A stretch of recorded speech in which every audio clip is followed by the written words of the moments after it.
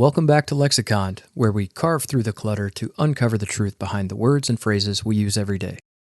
I'm TJ, and today we're taking on a word that's been a staple of dinner tables, Hawaiian breakfasts, comedy sketches, and your email inbox: spam. Now, if you're like me, you may be wondering, how did this humble word leap from a can of lunch meat to becoming shorthand for the scourge of the digital world? Well, as with all things on Lexicon, the story is more surprising than you might think. Let's start with the basics. Spam, the meat product, was first introduced by Hormel Foods in 1937.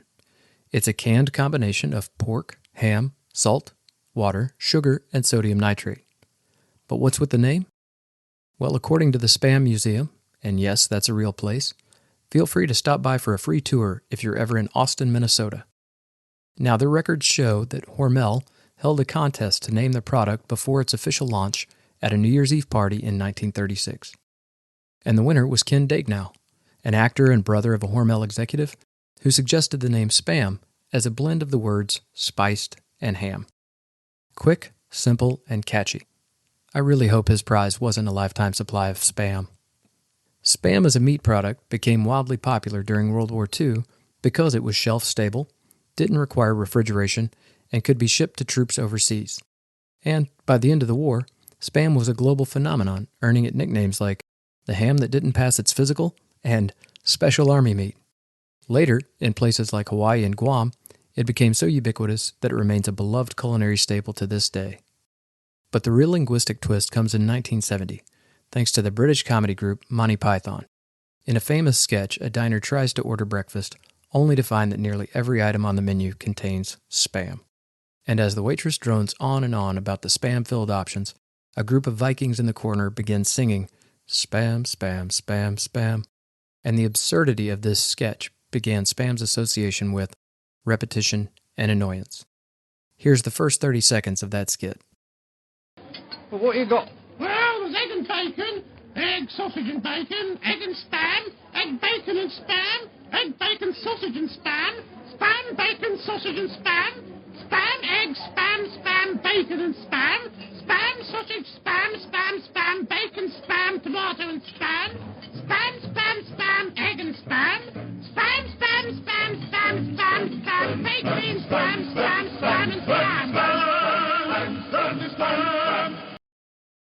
In case you were curious, Spam is said 22 times in that clip, not including the background song. And the complete skit is nearly 2.5 minutes long. I'll leave a link to it in the show notes. It's incredibly repetitive and annoying, but mildly entertaining. Now, fast forward to the early days of the internet, and by the 1990s, the term spam had migrated from the Monty Python sketch into technical jargon. Early internet users began applying it to unsolicited or irrelevant messages that flooded forums, chat rooms, and later, email inboxes. Just like in the sketch, these messages were repetitive, overwhelming, and, yes, kind of annoying. The first documented instance of internet spam occurred in 1994, when two lawyers, Cantor and Siegel, I know everyone bashes on lawyers, but seriously, they sent an unsolicited advertisement to thousands of Usenet groups. Now, the backlash was swift, but the floodgates were open, and by the late 1990s, spam email had become a universal headache, with spam filters becoming the internet's equivalent of bug spray. Interestingly, the word spam has expanded its meaning even further. Today, it's not just unwanted email. It's any kind of digital clutter. Think junk texts, social media bots, or the TikTok comments you get saying, "Hey, let's be friends." Spam has truly become a catch-all for digital noise. So, what can we learn from spam's journey? It's a rare case where a brand name evolved into a cultural and linguistic phenomenon, crossing over from the culinary to the digital. And while the word's connotations might have soured in the modern age, we can't forget its humble and somewhat heroic beginnings. Fun fact, over 9 billion cans of spam have been sold throughout 50 countries around the world. And while your inbox may not be thankful, your taste buds just might. So give it a try. That's it for today's episode of Lexicon. From canned meat to the bane of the internet, spam has had quite the journey. So whether you forward it, fry it, or delete it, don't forget to subscribe, leave a review, and share it with your friends. But maybe not in a spammy way.